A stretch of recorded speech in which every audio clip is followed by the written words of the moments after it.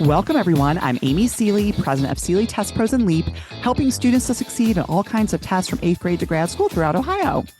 And I'm Mike Bergen, president of Chariot Learning, helping students with test school and life based out of Rochester, New York. Between the two of us today, we have over 60 years of experience at the highest levels of the test preparation and supplemental education industries. We both love to talk and learn about the latest issues in education, testing, and admissions. So let's get down to tests and the rest. The fascinating topic we want to explore today is getting ready for the AP Precalculus exam. But first, let's meet our special guest, Joey Lin. Joey Lin's journey in test preparation and college admissions began in 2005 when he landed a job with Kaplan. From that moment, he was hooked on helping students navigate the pre-college process and has worked with PrepExpert, Northwestern University's Office of Admissions, and the University of California Office of Admissions. At ThinkPrep, Joey has dedicated himself to delivering comprehensive and results-driven programs for SAT, ACT, and AP exam prep courses. Although his career has expanded in many directions, Joey still finds joy in teaching AP content, especially math and physics, the subjects he loved the most as a high schooler. Welcome. Hi, thanks for having me. Joey, thanks for coming on the show. This is a topic that we've been looking forward to talking about, but even longer, we've been looking forward to having you as a guest.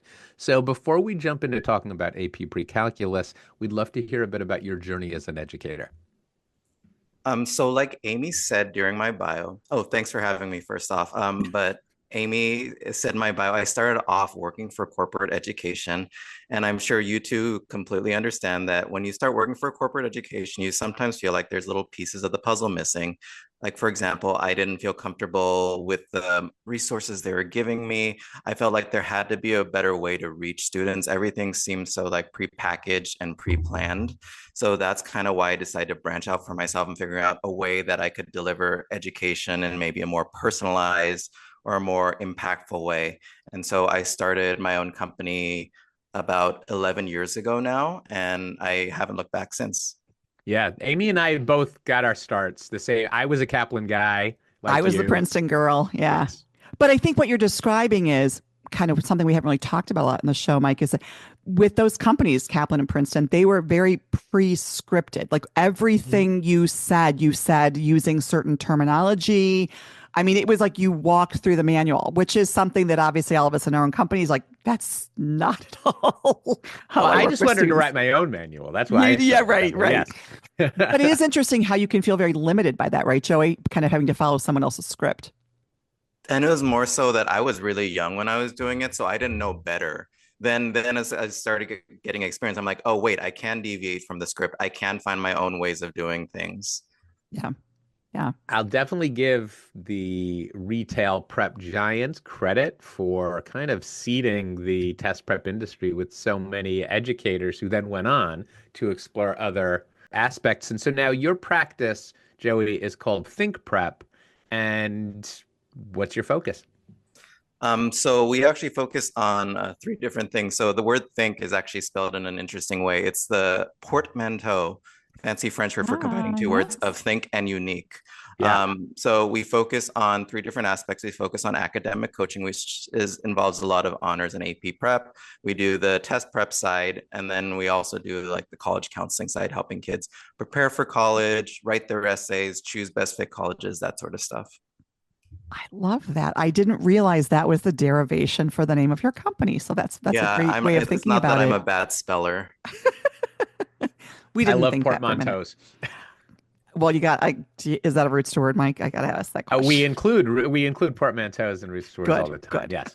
But Awesome. We're deviating. We can't be talking about vocabulary when we're here to talk about math, specifically precalculus, which has never been until recently an AP topic. How long ago? It was just a couple of years ago, or maybe just a year ago, that the precalculus was added to the AP pantheon. Is that right, Joey? Yeah, last year was the first official administration. And here's one little bit of hot take already. I think it's College Board's attempt to further dominate the educational sphere. Without a doubt. Which we have talked about that, right? In terms of like sort of as far as a national curriculum, this is about as close as we've gotten to that, at least with AP programming, and they're wanting to move backwards in terms of what they're offering earlier and earlier. Mm-hmm. Can you share with us a little bit about like what specifically is being tested on the AP Precalculus exam? So yeah, for years we'd been doing a lot of honors pre-calculus work, and so I was surprised to see that the AP pre-calculus curriculum is much more streamlined.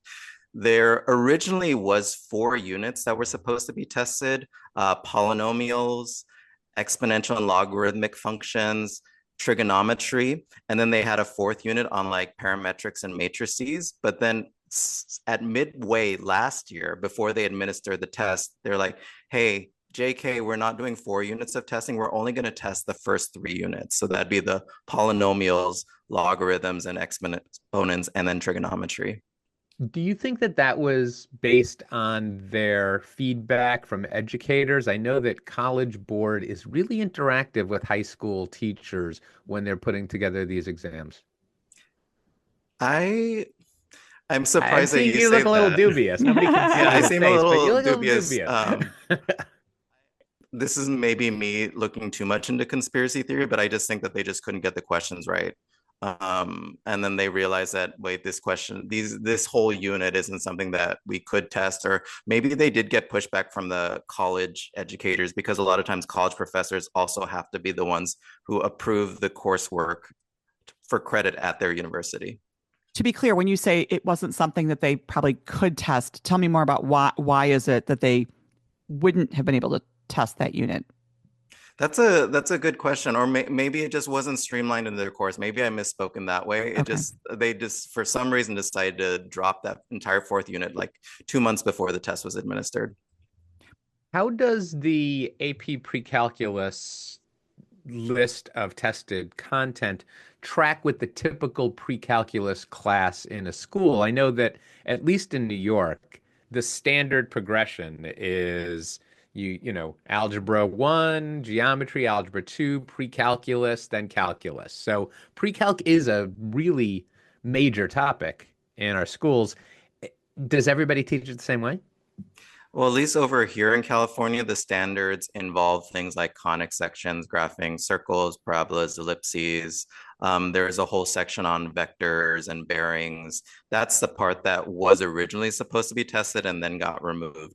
Oh, and then the other part that we do here in the States, it's not in the States, in California, that's not tested on the AP exam, is sequences and series.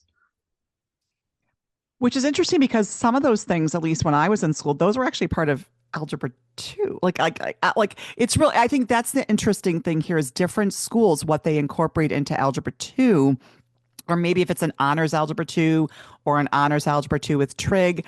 I really do think there is such variety across the country in what is considered to be algebra 2 versus pre-calculus. So in some respects, kind of moving this to more standardization in the AP curriculum might be helpful for schools, actually.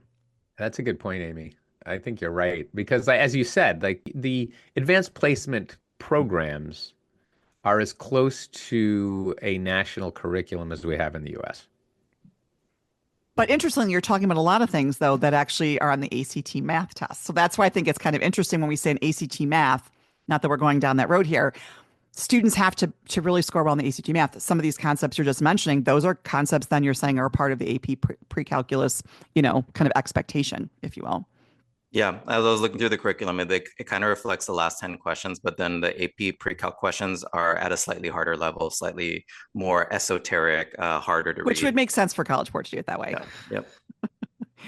So I think that we've been talking about the exam as educators. Let's talk about the exam from the perspective of students, specifically students who are going to sit for the AP Precalculus exam and want to earn high scores. What is the path? How do students earn points on AP Precalc? And what do students need to be able to do well to earn a 4 or a 5?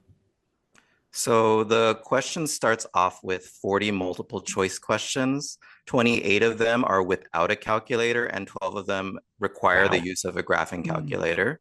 So students should be able to efficiently answer questions just using their brain and a pencil and paper. So each of those points is just weighted 1 point. And then there's the free response question. There's 4 free response questions. Each of those are out of 6 points. That's where students, if they don't necessarily know an answer, they can still earn partial credit by either getting the right equation or doing a couple of the steps correctly or doing some of the setup. And so if you add up the 40 and 24, that's 64 total points that you could get on the AP Pre-Calc exam. And in order to get a score of 5, you need to roughly answer about 45 of those questions correctly. Is this test one of the computerized tests now, or is it still done in like a paper modality? So the multiple choice will be done on computer. And what will happen for the free response questions is they're going to get the question displayed on their screen, but they'll have a blank test booklet in which they write all their work. Oh, so like a hybrid model. It's a hybrid model, yeah. Yeah, it's so interesting that they have no calculator questions when they've removed no calculator questions from the SAT. I guess it's just interesting. Do you have a sense of why that is that this test has no calculator questions? It's very much a reflection of the calculus test as well. And I tell my students this, like I did a lot of math in college and I bought a brand new graphing calculator on day 1 for college and I never touched it. I think this is a push from the college educators, right? They're like, we want students to be able to demonstrate math fluency without the use of devices too. That's terrific. So in terms of like topics, and I'm wondering kind of where the line goes, but what are some of the highest priority topics? I know you mentioned a few topics, but can you kind of expand upon, for students preparing, what have you been seeing as far as topics either that students really need to be on top of or aware of that they should be exploring in their preparation for this exam? The interesting thing about this test is that so far all the sample tests they released have been very, very standardized. So there hasn't been much like variation among the questions. So the ones that I see a lot are like how to find asymptotes, how to actually model a sine or cosine function. They'll give you a bunch of data points and ask you to model them. You should know all your log rules. You should know your parent functions. And then what College Board also does is they'll give an equation in 4 different ways. For example, they'll give you the actual equation in which you can plug in numbers.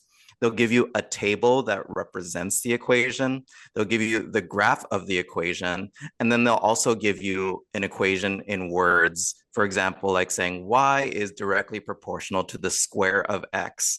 And I'm sure you've seen with your students when you say that to them, it's like you're speaking French to them. Right.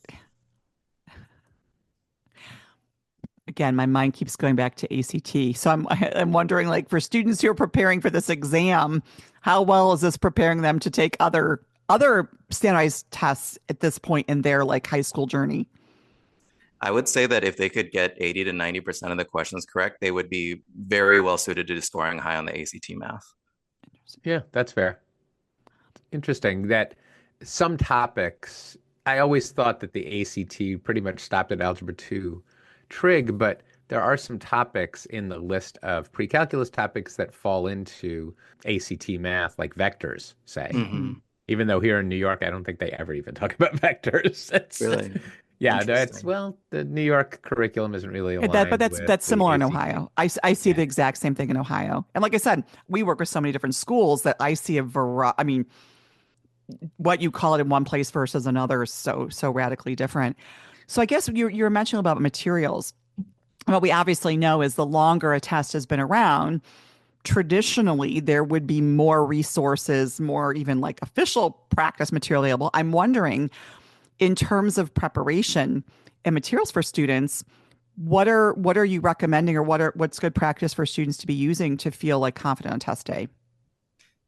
For almost any AP student, it's AP Classroom First, right? So even though I criticize College Board a lot, they've done a good job of making their resources available to both teachers and then by proxy their students, then because the students can request the material from their teachers. So if a student is listening or a parent is listening, I would encourage them to go to the teacher first and ask for practice questions there. There's also this teacher, his name is Brian Passwater. He helped design the AP exam. So he also has worksheets out there that are very, very good reflections of the test because he helped write the test. Mm-hmm. So I'm familiar with AP Central. So is AP Central then that's where teachers access, because I thought students could log in using their own AP login or something through College Board, and they could access materials like practice tests or practice questions through their own login. Is that, maybe I'm misremembering, but No, the way it currently works right now is that a teacher has to invite them to their AP classroom with some sort of entry code. And then from there, the teacher actually has to assign different questions. So some teachers don't use AP Classroom a lot. So with those students, I'm like, hey, ask them, because there's a unit 1 practice quiz that you could take. And they actually have practice exams that they can administer to students through AP Classroom. well, and that's important, right? And either the student might realize that throughout the school year, maybe their teacher has been sharing or giving them access versus no, wait a second, they're coming up on the end of the year. And if they're realizing, no, my teacher did not share that, then this is the time, right, to make sure in these upcoming weeks before the test that they're combing through that access for their study or preparation. Mm-hmm. So put yourself in the position of a student who's listening to our conversation about a month before the AP pre-calc exam, because that's pretty much how it goes. People get serious about AP study within that range. So walk me through all the steps that I should take if I want to really crush. I mean, we're assuming I'm doing okay in my pre-calculus class. What are the steps you would advise to make sure that a test taker could secure a strong score? The way I always approach this with students is I say, start off by taking a mock exam. Like, I don't care how comfortable you are or how ready you feel like you are. If you're going to wait until you're ready, then you're going to wait till after test day is here. So start off there, figure out what areas that you were struggling on, and kind of make a list of like, what's a priority. Like, okay, I can do logs. Logs, I was really, really close to. So I'm going to focus on that first versus, oh, this polar equation graph. Oh my gosh, that is so foreign to me. I'm not even going to worry about that now. Because in order to get that 5, like I said a minute ago, right, you only need 70% of questions correctly. So you kind of need to prioritize, okay, I can do these ones first, then I'll do these ones second, then I'll do these ones third. Unfortunately, there's not one topic that is like more relevant than the others, aside from like graphing a sinusoid. But then that's where I'd start with students. So you're saying there's a pretty fair equal distribution amongst the topics. It's not like, oh, this, because we see that in other APs, right? Where we know that like this chapter unit could be higher priority than other. You're not seeing that necessarily in the pre-calc. As far as like we've talked about AP resources being available, what you said, take a practice test. Where are you suggesting students actually go to take or to launch like an actual practice test? So they can reach out to their school teacher, their AP pre-calc teacher, because they're the ones who have access to that. If students are really, really hard pressed, they can follow up with me and I can help set them up with something like that. There are the books. Like I said, the only book that I would trust would be by Brian Passwater, because anything else is just not going to be an accurate representation. Yeah, we actually have a link to all of his pre-calculus activities in the show notes. Great. Because he really is an influence. And it seems like he's put his stamp on the AP Precalculus study material universe. Yep.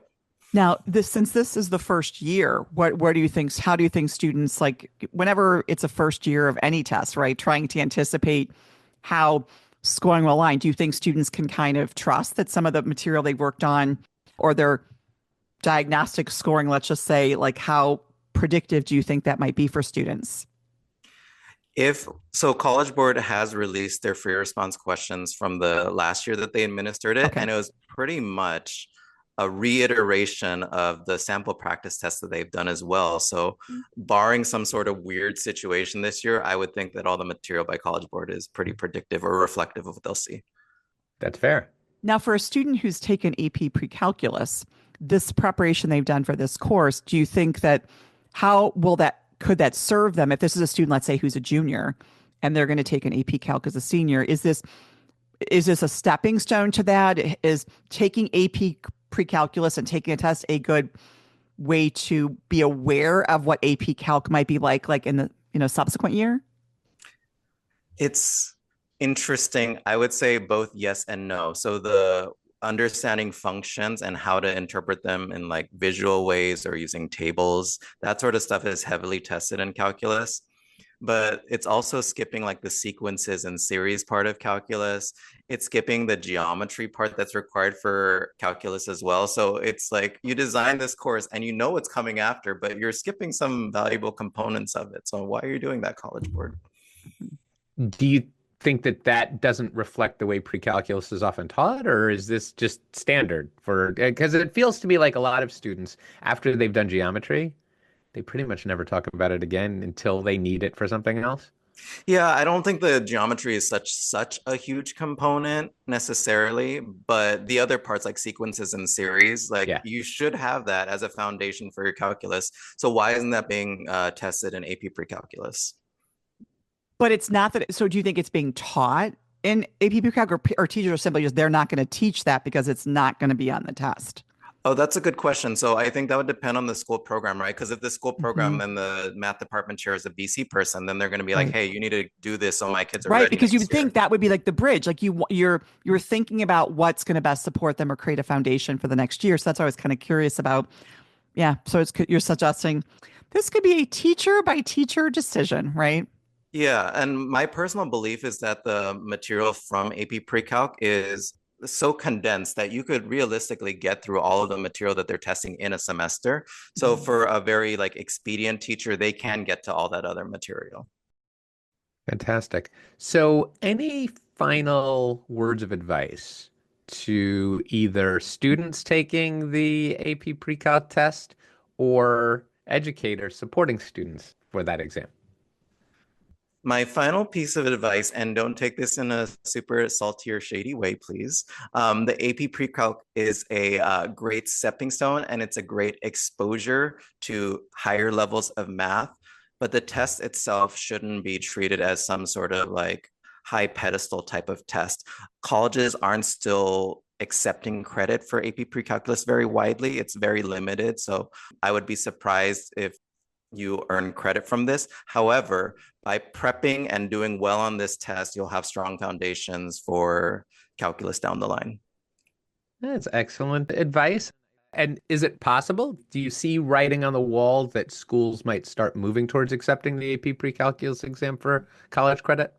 Yes, I think they will, but it's interesting. If you think about highly selective colleges, there's some colleges that don't even offer a pre-calc as part of their curriculum. So they'll never accept it because they have nothing to accept. Fantastic. Joey, we could speak with you all day about the AP Pre-Calc exam. Unfortunately, we are out of time. Thank you so much for joining us. Thank you for having me. If listeners would like to get in touch with you, what's the best way for them to do that?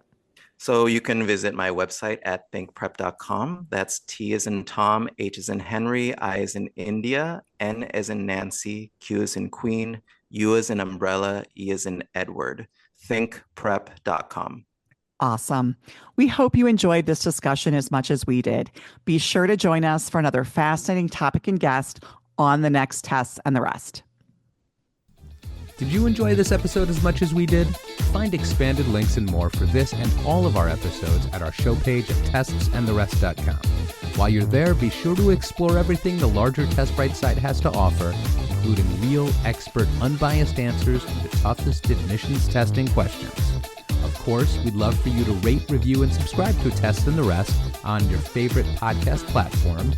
If there's a topic or guest you'd like us to feature, just let us know and spread the word.